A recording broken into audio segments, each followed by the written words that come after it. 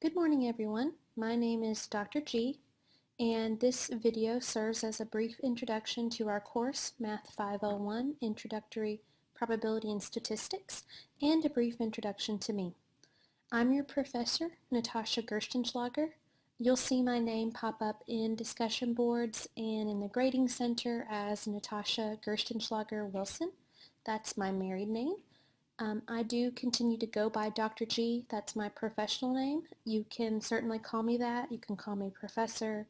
And that's how you'll see my discussion boards and my emails signed. So if you can see my cursor, this is what our course will look like. What I want you to do is to click Start Here.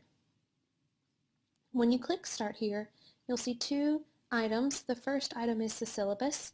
You can find this on TopNet. This includes basically an introduction, of our course. And then down here is the course calendar. My suggestion for you is to download the course calendar, print it out, and keep it somewhere handy. This calendar includes due dates for discussion boards, quizzes, and tests. It also includes virtual office hour times. I'll explain how to use those office hours later. I also suggest you put this into a digital calendar if you have one, and go ahead and input reminders so that you get notifications about when things are due.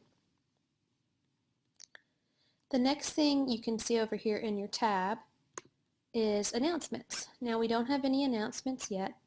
Once I add everybody to the course, I'll make an announcement regarding this video. This is where you'll see adjustments to virtual office hours, any updates about any assignments, as well as if I anticipate being out of town and you need to reach me. Underneath that, you'll see instructor information. This is me. I've included my face-to-face office hours here and my office location if you are in the area. If you're not, don't worry, I have virtual office hours set up for this course.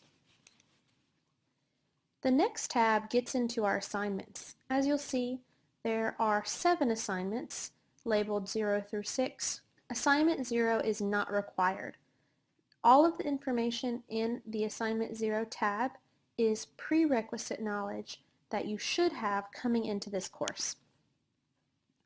If you click in the Assignment 0 folder, you'll see a similar setup in every folder.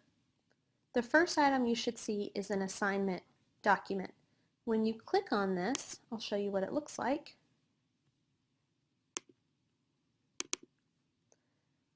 When you click on the assignment document, a Word document will pop up, and there will be 3 items in each document. It'll tell you the chapters to read and the following assignment. So here you can see the section which we're reviewing, pages 141 to 150, and suggested problems.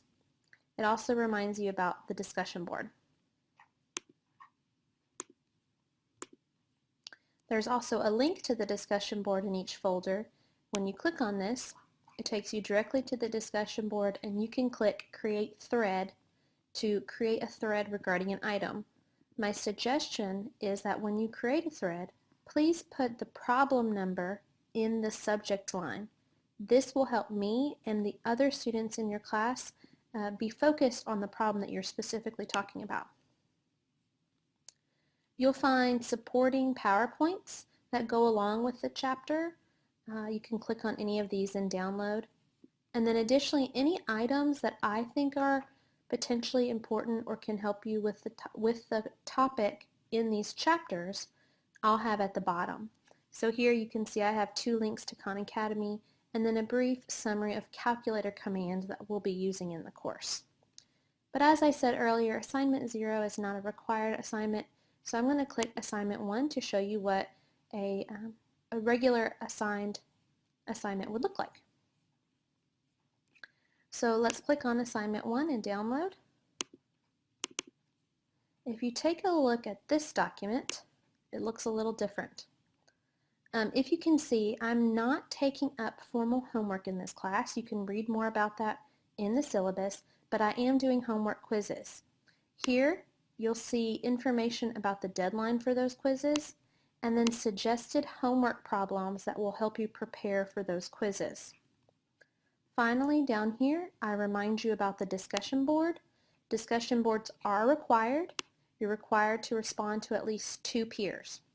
Now, I provide deadlines here. However, if you take a look at the calendar, you'll notice that we have large gaps of time between discussion boards and assignments.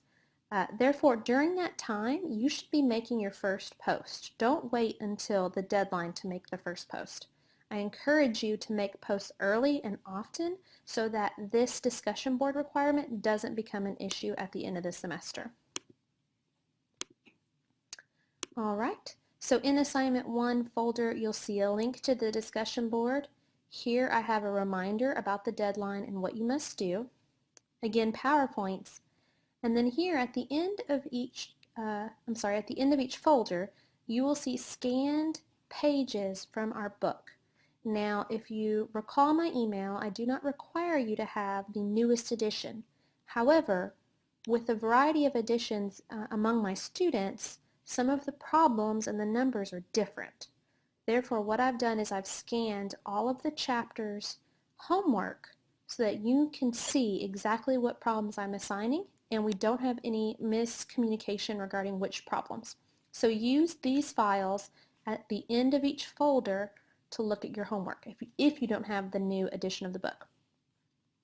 Now, one thing you don't see in this folder yet that is coming, there will also be a quiz.